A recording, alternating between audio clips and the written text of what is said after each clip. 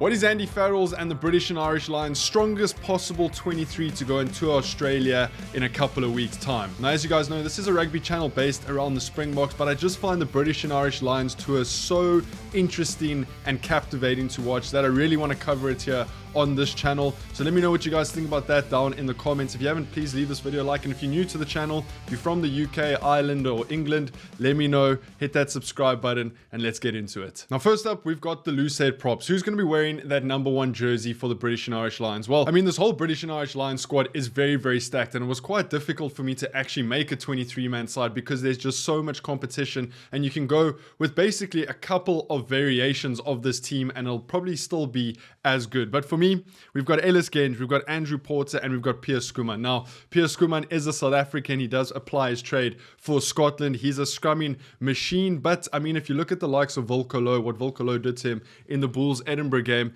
it just shows how good Volkolo is at the moment and should definitely be playing for the Springboks this year. But we're not speaking about Springbok rugby, we're speaking about British and Irish Lions. So Piers Schoeman, Andrew Porter for Ireland has been their sort of go-to man over the past couple of years. And then Ellis Genge plays for Saracens, vice-captained England in the Six Nations this year. He's a guy who you basically know what you're going to get. He's very consistent. He's got so much experience. He has relentless energy, carrying power, very, very strong on defense. So you could have an argument for any one of these players to start in that number 1 jersey. For me, I'm going to go with Ellis Genge just because of that experience factor.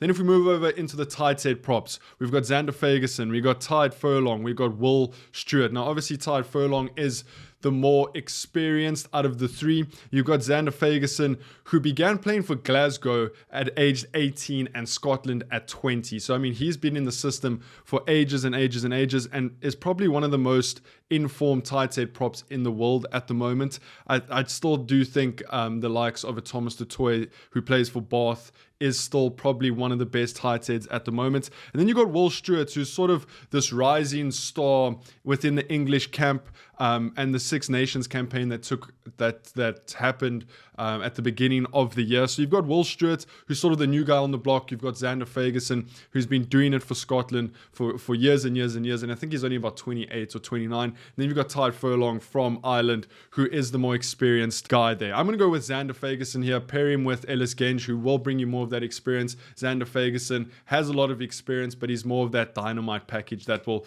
sort of get the guys going. Then into that hooker position, and again, 3 very, very world-class rugby players: Luke Cowan-Dickie, Ronan Kelleher, and Dan Shear. Now, I'm not going to spend too much time on this because I do think this is one of the more straightforward picks in terms of who's leading the charge in their position. Luke Cowan-Dickie returned to England after a 2-year injury layoff, featured in all of England's Six Nations games this season, and he started 4 of them. He's very much an informed player at the moment, and he previously played key matches in South Africa in 2021 for the British and Irish Lions. Then you got Ronan Kelleher, who is probably just under Dan Sheehan at the moment, and you guys know who I'm going to pick here. I'm going to go for Dan Sheehan to start in their number 2 jersey for the British and Irish Lions. I just think he brings a little bit of a different pace to the rest of the hookers. He's physical, he's also agile, his passing is fantastic, his defense is good, and he's one of those guys who can change a game for the British and Irish Lions. So I think that is quite a stacked front row.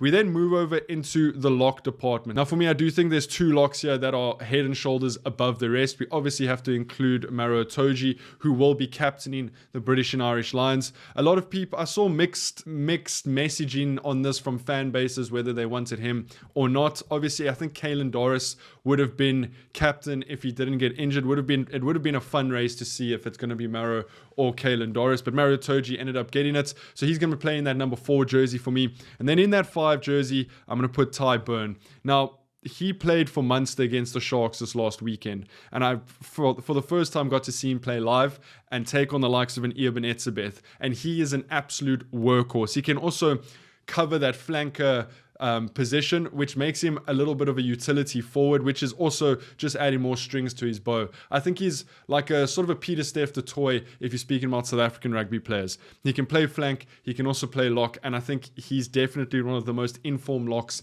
in the world at the moment. Now, they've obviously got Ollie Chesham, Scott Cummings, Joe McCarthy, and James Ryan, who all bring similar things. James Ryan, obviously the more experienced guy. Joe McCarthy, a little bit newer to the block. You've got Scott Cummings and Ollie Chesham, who can also deliver. But for me, I got to go for Maro Itoje and Ty Byrne. We then move over into the loose forwards. And I mean, you could pick 3 loose forwards here and you'd be A for away. You can take on Australia and I think do pretty well.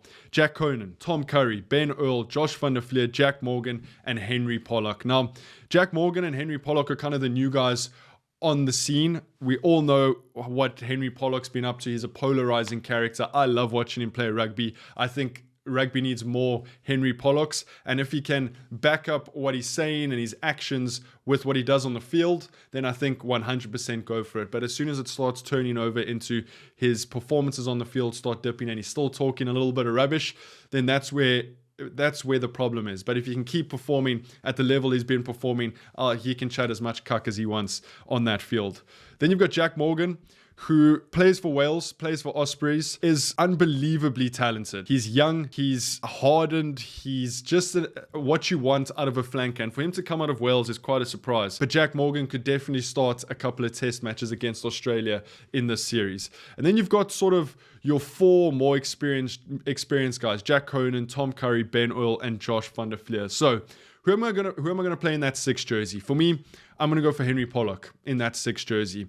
7 jersey, I'm going to go for Josh van der Flier. I think he is the out-and-out best open side flanker that we could select for the British and Irish Lions. You could go for Tom Curry. A lot of Englishmen might disagree with me, but I think Josh van der Flier is the better open side flanker at the moment. And then 8, I'm going to go for Ben Earl. Now, Ben Earl has been playing some remarkable rugby for Saracens. Saracens, yes, haven't done particularly well in European rugby or the Premiership this year, but Ben Earl has sort of been that standout player for Saracens as well as England in the Six Nations. So I'm going to go with Ben Earl at 8, which means Tom Curry, Jack Conan, and Jack Morgan. 2 of those guys will be on my bench, so stick around to see who makes it onto that bench. Then we move over into the back line. Now, scrum halves: Jamison Gibson Park, Alex Mitchell, and Thomas Williams. Jamison Gibson Park from Ireland, we know what we're going to get. So much experience, reads the game so well, can identify space. His kicking game is solid. You got Alex Mitchell, plays for England, Northampton Saints. I mean, he's been pivotal for Northampton Saints this year. So there is an argument to why Alex Mitchell should be starting. Then Thomas Williams is the man out of Wales. I just don't think he's at the same stature of rugby player as a Jamison Gibson Park or Alex Mitchell. So for me, I'm going to go for Jamison Gibson Park starting in that number 9 jersey. Then into the fly-offs. And I mean, you can basically pick any fly-off here. Finn Russell, Finn Smith, and Marcus Smith. Now, Finn Russell provides you more of that experience, more of that composure. Then you've got Finn Smith, who's sort of this young superstar who's burst onto the scene for England. And although he's young, has showed remarkable composure in high tense, high pressure situations. And then you've got Marcus Smith, who's almost the utility back, can play 10, can play 15. He is a playmaker. He loves free flowing rugby. But for me, I think you got to pair a fly-off that's going to match Jamison Gibson Park's style of play. If you think back to like a Johnny Sexton in Ireland, I'm going to go for Finn Russell. Now, I'm not saying Finn Russell's a conservative rugby player, but he's definitely, I think, the most conservative out of those 3. And he's the most level-headed. So I think a combination of Jamison Gibson Park at 9 and Finn Russell at 10 is going to work wonders for this British and Irish Lions side. We then move over into the centres. And I mean, throw a dart at a list of these centres, pick 2 and slot them in. That's how good these centres are. Bundiaki, Sione Tuipulotu, Hugh Jones, and Gary Ringrose. Now, there's an argument to make for Bundiaki or Sione Tuipulotu, but I do think Tuipulotu is the in-form number 12 in the world at the moment. I mean, he's just been performing ridiculously well for that Glasgow Warriors side. Yes, he did pick up a couple of injuries through the season. We know what we're going to get from Bundiaki. He's going to bash it up the middle, maybe not as versatile as Tuipulotu. So for me, in that 12 position, I'm going to go for Sione Tuipulotu. And then we've got Hugh Jones and Gary Ringrose. Gary Ringrose bringing more of that experience. We know what he's done for Ireland, a very intelligent, calm midfielder. Then you've got Hugh Jones, who brings that elusiveness, that speed. The story of Hugh Jones sort of making it from South African clubs all the way through to play for Scotland and now British and Irish Lions is something special. And I think we should keep that Scottish partnership in the midfield with Sione Tuipulotu and Hugh Jones. We then move into the wings. And again, You can pick any two wingers here and you'll be just dandy. Tommy Freeman, Mac Hansen, James Lowe, and Duan van der Merwe. Now, Duan van der Merwe played in the last British and Irish Lions tour in 2021 when they toured here to South Africa, and that was very, very interesting to watch because Duan is obviously South African. You've got James Lowe, who's been performing phenomenally well for Ireland in the Six Nations, phenomenally well for Leinster. You got Mac Hansen.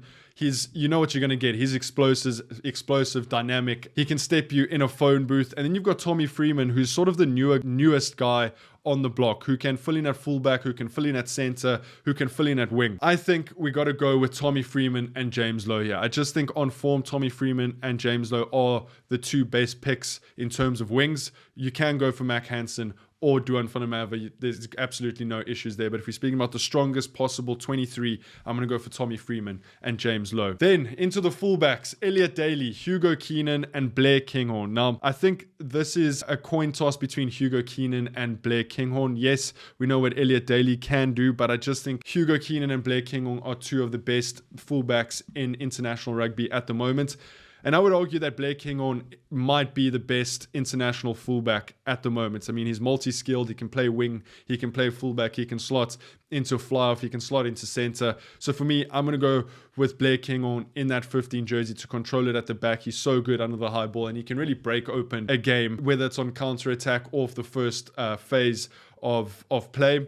Blair Kinghorn is, for me, I'm going to say it now, going to be one of the players of that tour. We then move over into the bench. I've gone for a 6-2 bench split. I'm not going to spend too much time on this, but let me know your guys' lineups, including the benches, in the comments. 16, replacement hooker, I've gone for Ronan Gallagher. Replacement props, I've gone for Andrew Porter and Ty Furlong. Replacement lock, I've gone for Joe McCarthy. Maybe a bit of a controversial pick there. The two loosies, I've gone for Jack Conan and Jack Morgan. And then my replacement 9, I've gone for Alex Mitchell, and my utility back is Marcus Smith. And that's how I see the British and Irish Lions strongest 23 lining up. Let me know what you guys think down in the comments. If you haven't, hit that like button, make sure you hit that subscribe button, and I'll see you guys in the next one. Take it easy. Peace.